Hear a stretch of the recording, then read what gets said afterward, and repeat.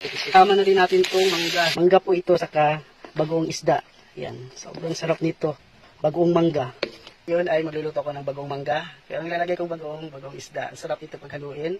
Yung ibang mangga ay gagawin kong buro. Ito babalatan ko muna para makaluto na. Pag umabot ka dito sa part ng video ko, paki-comment lang kung taga saan ka para mabati naman kita. Hatiin ko lang itong hiniwa kong mangga. Tapos yan, nalagyan ko lang ng tubig. Pakukuluan ko lang ito hanggang lumabot yung mangga. Tapos salang natin. Itong kalahati ng mangga gagawin nating buro. Isang jar, maglagay lang tayo ng bawang, luya, kasili. Ilalagay na natin itong mangga. Lagay tayo ulit ng luya, sili, bawang. Lagyan lang natin ng asin, pangpalasa. Tapos mainit na tubig. Burong mangga na tayo. Huwag lang natin ilak muna. Papalamigin muna natin. Ilagay muna natin sa tabi. Ayan, malambot na. Pwede na ito alisin sa apoy. Maraming mantika. Ayan, kadami. Pag mainit itong mantika, pwede na tayo maggisa ng luya, bawang, sibuyas, laurel at sili. Haluin lang natin. Ito, okay na ito. Ganyan natin itong bagoong isda. Dahan lang. Baka titisip. Hinok.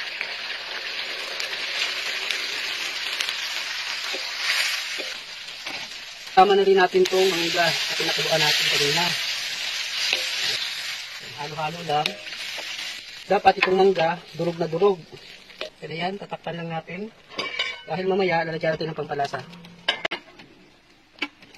Ayan, kumukulo na. Sukal. Paminta. Ayan, haluin lang. Ilalagay lang ako dito ng asukal. Balance lang sa alat. Pero optional naman to. Payaw mo ng matamis konti, wag mo na lang lagyan. Ayan, tingnan nyo, nawala yung mantika. Konti na lang. Ito, luto na to. Pwede na ito alisin sa apoy. Katapos, palamigin. At pwede ilagay na sa jar. Kaya pwede na natin imbak. Ano, sarap. Ano. Ito na pala yung bagoong mangga. Nalagay ko na sa jar. Tapos ito yung buro na mangga. Tikman na natin. Meron ako dito pitong isda sa kanin. Itong bagoong mangga. Ayan o.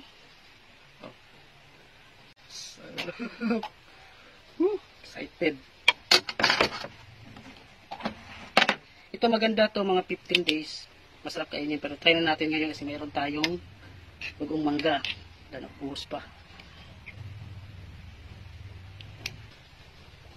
Ayan. Konting sabaw.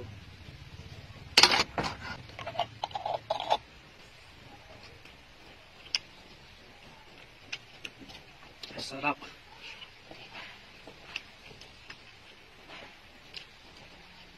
Sarap sa prito. Sarap ito sa mga gulay. Ang sarap-sawan sa gulay na steam lang. Sarap.